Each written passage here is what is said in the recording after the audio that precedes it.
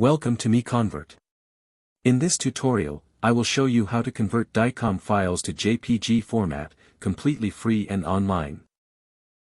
Open your browser and search for DICOM to JPG MiConvert.com. Click on the first result to go straight to the converter. You are now on the DICOM to JPG converter page. The interface is clean and easy to use. Let's upload a file. Click the Choose File button. A file picker will open. Select the DICOM file you want to convert, then click Open. Your file is loaded and ready.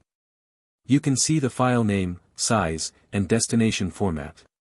Click Convert now to start the conversion. The conversion is in progress. You can see the progress bar moving.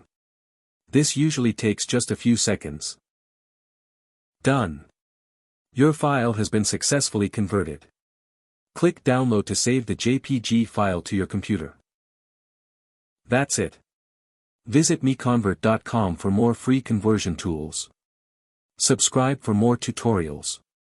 Thanks for watching.